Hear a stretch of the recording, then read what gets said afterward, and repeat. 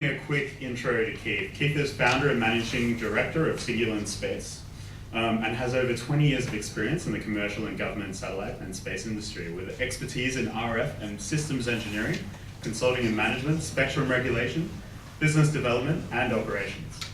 All right, and is yours a so we should have an office for you. Yeah, that's much as easy. Fantastic. Thanks very much. Great.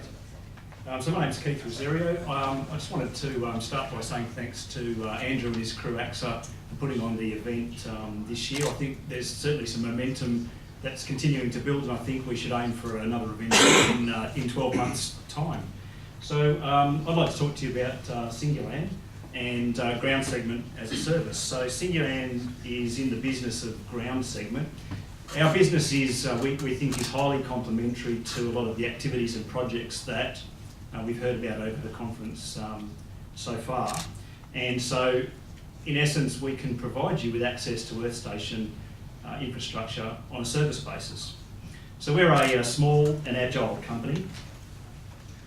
We can offer you a full spectrum of services, so ranging from data services in terms of payload, data download, TT&C to spacecraft, and data management and distribution.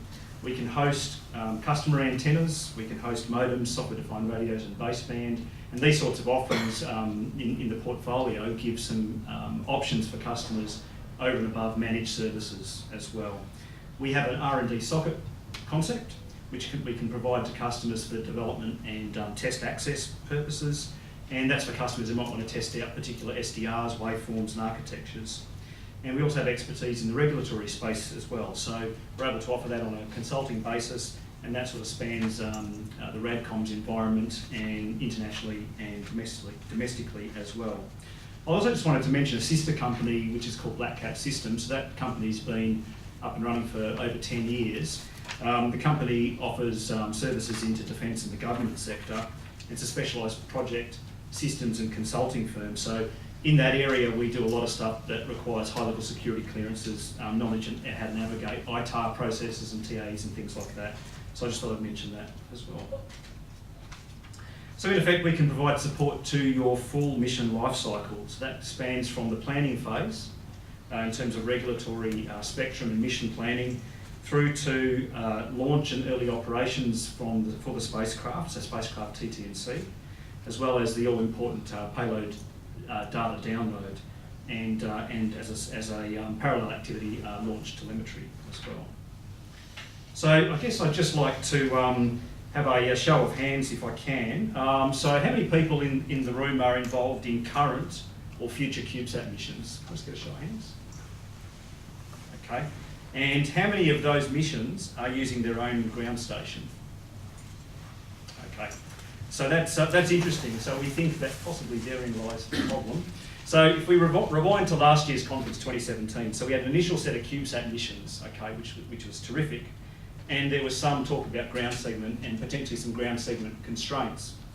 Now, 2018, we've got follow-on and more or additional new CubeSat missions, and what we've heard in the conference so far is ground segment problems and more ground segment problems. So what we'd like people to think about is, in the future, to be focusing on your CubeSat missions, and hopefully what we'll see as the sector evolves is a move to CubeSat programs, not just projects, and we want to solve that ground segment issue for you, and that's where Cingulan's services comes in. I just wanted to talk a little bit about our recent activities. So we've been very busy over the last 12 months building out our YAS Earth Station site, and there's a bit of eye candy, at least from our perspective, a bit of eye candy up there on the screen. So this is a 4.5 metre S-band dish. We've been busy servicing our customers. That's build and working with the customer in terms of commissioning activities. We've been busy expanding the team as well, so bringing on additional expertise across some of the areas that we think we need to be positioned in order to be able to service our customers, and that's what it's all about. We've got a couple of internal R&D activities that we've kicked off as well, so we're really excited about that. Unfortunately, I can't say too much about that. It's kind of under a cloak at the moment, but it's kind of in the area of antenna subsystems. And those two activities really, the thrust for that is to be able to drive a lower cost to the customer. So that's what we're looking to do. One of those activities possibly will lead to the potential for a bit of initiative in the Australian manufacturing sector, so that's got to be a good thing as well in terms of cross-sector fertilisation. I have to be careful when I said that. We're also, we've been busy looking at business diversification. So where is the market pulling from? And we've identified a new parallel market that we're just starting to set some footsteps along in. And over the next 12 months, we're moving to also implement expand capability and to finalise a WA facility, which we're in the process of ramping up on. And that's just another picture there of the asset station, the current build line. So you can see there's a number of antennas there, range from VHF, UHF, there's some 915 meg and the S-band dish at the top. Okay, so Space 2.0, the ground segment. It's an essential part of any satellite mission, as I think everyone in the audience understands. We have a massive geographic advantage here in Australia. So our ability to do pass capture is huge because of the latitude and longitude that we span. And we also then have the inherent ability to support multiple inclined and polar orbits. What that leads to is a superior download and command opportunity set for the customers. And that's really one of the core things that Cingulan is offering. And we're targeting Australian customers and also global customers and their needs. So what might the future Space 2.0 ground segment look like? So I guess the question really is, well, what does the market need? So that's really where we want to be responsive and understand the market and then come into service the market. So we see, in particular, Earth observation out to 2025, if you pick a time frame, as being one of the fastest growing sectors in the overall sort of small sat, CubeSat, small sat and larger sat market. And that's obviously for visible IR, but also in terms of SAR as some of the sensor technologies emerge as well. So one of the guys on our staff is a sensor specialist. And what that we think that brings in that particular area is that we have an inherent better understanding of what the end customer is trying to achieve. So it's not about, at the end of the day, it's about the data. It's not about a ground station, it's not about the satellite, it's about the data that comes off that, right? So that's worth mentioning. We also see that the telecommunications sector is not going away, so telecoms and Internet of Things. We've heard from a few IoT presentations during the conference. So telecoms and IoTs very much featuring strongly. Of course, defence and national security is and should feature strongly in any landscape. And we think that there's a lot there in terms of the Australian government's defence and national security posture that can be brought to bear to benefit the Australian space sector. And of course, science and research. There's some terrific presentations on the science to do with CubeSats as well during the conference, and some research as well. So really we see all and many of these sectors as being on growth paths, and we want to be in a position to be able to service those. One of the topics that I really wanted to mention was spectrum. We've heard a couple of presenters talk about that during the conference, and we really see that as being one of the key aspects that needs to be addressed.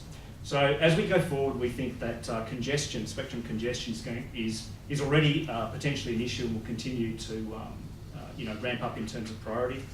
And we see the other thing is that commercial use bands are probably going to need to come to the forefront of people's thinking, not just amateur bands. We'd really like to see the Australian Space Agency take an advocacy role for the Australian space sector with respect to spectrum. A key message for everyone in here that's to do with CubeSat small sat missions is plan your ground segment.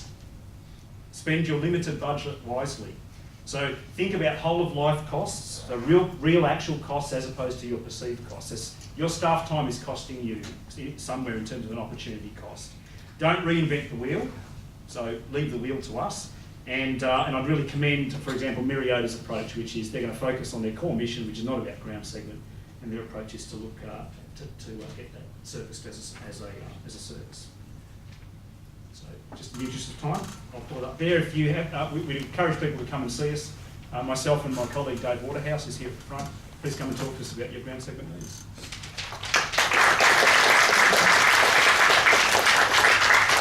We have one question. We've got time for one.